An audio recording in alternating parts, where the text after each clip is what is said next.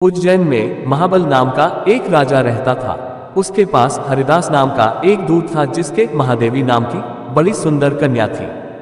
जब वह विवाह योग्य हुई तो हरिदास को बहुत चिंता होने लगी। इसी बीच राजा ने उसे एक दूसरे राजा के पास भेजा। कई दिन चलकर हरिदास वहां पहुंचा। राजा ने उसे बड़ी अच्छी तरह से रखा। एक दिन एक ब्राह्मण हरिदास के पास आया, बोला, तुम अपनी लड़की मुझे दे दो। हरिदास ने कहा, मैं अपनी लड़की उसे दूंगा जिसमें सब गुण होंगे। ब्राह्मण ने कहा, मेरे पास एक ऐसा रथ है जिस पर बैठकर जहां चाहो घड़ी भर में पहुंच जाओगे। हरिदास बोला, ठीक है, सवेरे उसे ले आना। अगले दिन दोनों रथ पर बैठकर उज्जैन आ पहुंचे।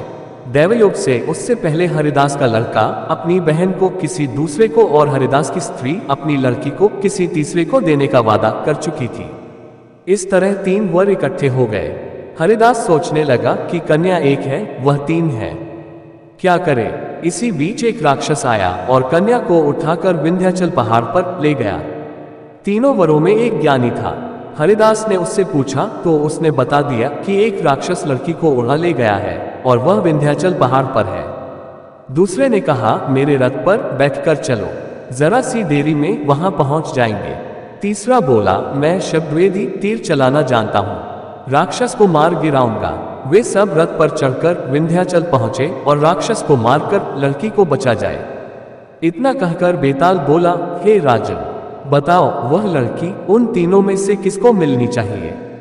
राजा ने कहा, जिसने राक्षस को मारा उसको मिलनी चाहिए, क्योंकि असली वीरता तो उसी ने दिखाई। बाकी 2 ने तो मदद की।